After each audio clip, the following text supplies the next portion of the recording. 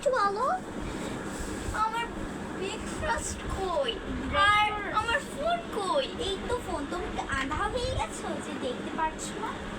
মামি পাপা কোথায়? পাপা তো ইন্ডিয়াতে গেছে কাজে। আচ্ছা, ইন্ডিয়াতে গেছে। ওহো, তাহলে তো আমার মনেই নেই। আমার জন্য একটা আইফোন নিয়ে আসতে বলবে আর ডায়মন্ডের নেকলেস নিয়ে আসতে বলবে। আরে আমি তো বলেই দিয়েছি যে আমার জন্য আর তোমার জন্য একটা ওই নীল ব্লু ডায়মন্ডের একটা নেকলেস নিয়ে আসতে। কি মধ্যবিত্তর মেয়েরা যেভাবে উঠে। আল্লাহ, কত বেজে গেছে। আম্মু আম্মু, কি হয়েছে? আমার আব্বু কোথায়? তোর আপু তো একটু কাজে বাইরে গিয়েছে। আচ্ছা শুনো, আমি তো এখন আজকে তো স্কুলে যেতে পারি। দেখ, নবাবজাদে এখনো ওঠেনি। ফ্যানটা যখন অফ করে দিব তখন ভালো লাগবে। অফ করে দিলাম।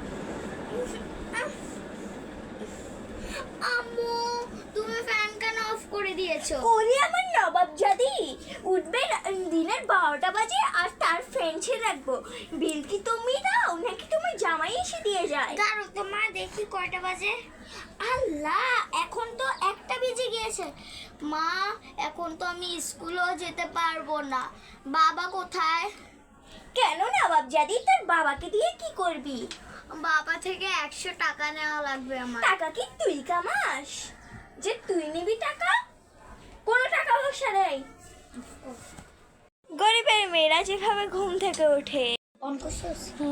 ও আল্লাহ গো, এখনো ঘুম থেকে উঠছে নাইকা। এই উঠ উঠ, যা ঘরে কাজ করো লাগবো।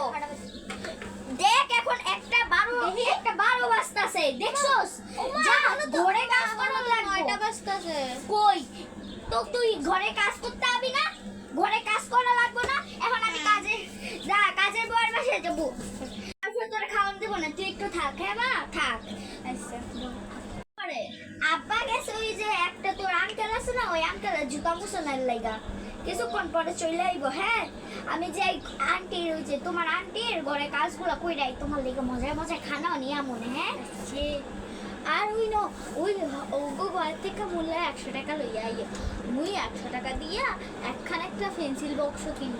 আচ্ছা মা, আমি তোর লেগে লইয়া মনে। হ্যাঁ মা, আমি আই। ওকে।